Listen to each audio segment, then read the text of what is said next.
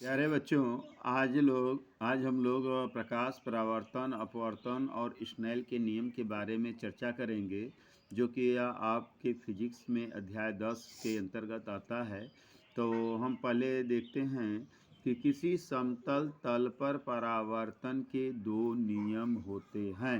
प्रथम नियम, जब प्रकाश की किरण किसी चिकने तल पर गिरती है तो उसका परावर्तन हो जाता है। इस नियम के अनुसार आपतन कोण का मान परावर्तन कोण के मान के बराबर होता है। अतः आपतन कोण I बराबर परावर्तन कोण R होगा। इसके द्वितीय नियम के बारे में हम देखेंगे परावर्तन का, तो second law of the reflection में आएगा। इस नियम के अनुसार आपतित किरण, परावर्तित किरण तथा अभिलंब तीनों एक ही तल में होते हैं। इस प्रकार परावर्तन के दो नियम होते हैं, प्रथम नियम और द्वितीय नियम। अब हम यहाँ पर देखेंगे कि यह एक चिकना तल है जिसको मान लिया जाता है कि कलई किया हुआ है। इस पर आपतित किरण देखिए ए बी है और परावर्तित किरण बी सी है। तो आपतित किरण और यह अभिलंब है। क्या है? अभिलंब है। तो अभिलंब को n से दर्शाते हैं। तो इस प्रकार आपतित किरण और अभिलंब के बीच जो कोण बनता है उसे हम आपतन कोण I कहते हैं।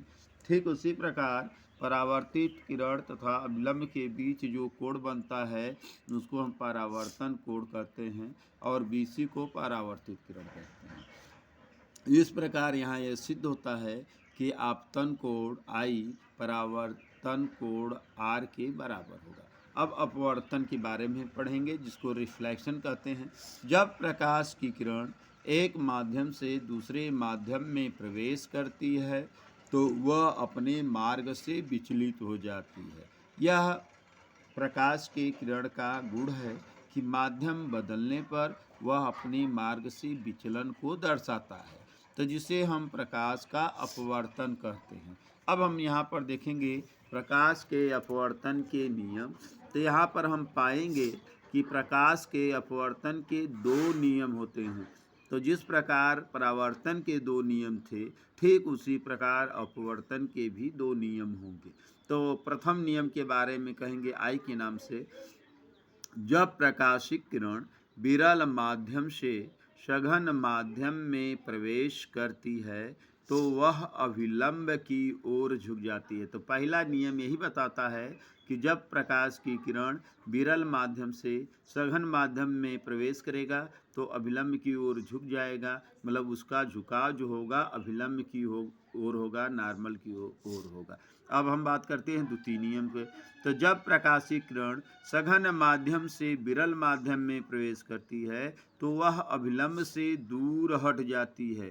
तो ठीक वो प्रथम नियम का विपरीत है द्वितीय नियम, कि अब माध्यम बदल जाता है। अब प्रकाश की किरण सघन माध्यम से विरल माध्यम में प्रवेश करती है। जैसे ही प्रकाश की किरण सघन माध्यम से विरल माध्यम में प्रवेश करती है वह अपने मार्ग से विचलित होती है मगर अभिलंब से दूर हट जाती है। तो यहाँ पर जो अभिलंब है वह अभिलंब का मतलब कि जो 90 डिग्री पर हो, यही अभिलंब है।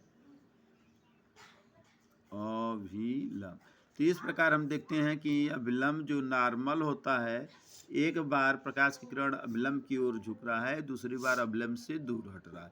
तो प्रथम नियम के अनुसार अभिलंब की ओर झुक रहा है, द्वितीय नियम के अनुसार अभिलंब से दूर हट रहा है। यह पास या दूर होना यह माध्यम पर निर्भर करता है कि प्रकाश की किरण किस माध्यम से किस माध्यम में प्रवेश करता है। अब हम चर्चा करेंगे स्नेल के नियम के बारे में। तो स्नेल्स लॉ, स्नेल के नियम को स्नेल्स लॉ कहते हैं। अब हम इसकी चर्चा करेंगे किन्हीं दो माध्यमों के लिए, मतलब माध्यम दो होना चाहिए तथा एक ही रंग के प्रकाश के लिए प्रकाश का रंग एक ही होना चाहिए, दो नहीं होना चाहिए। आपतन कोण की ज्या, आपतन कोण की ज्या को साइन I कहेंगे तथा अपवर्तन कोण की ज्या जिसको साइन R कहेंगे का अनुपात एक नियतांक होता है। अर्थात साइन आई बटे साइन आर बराबर नियतांक होगा, जिस नियतांक को हम यन से प्रदर्शित करते हैं। इस प्रकार यन बराबर साइन आई बटे साइन आर होगा। इस नियम को स्नेल का नियम कहते हैं।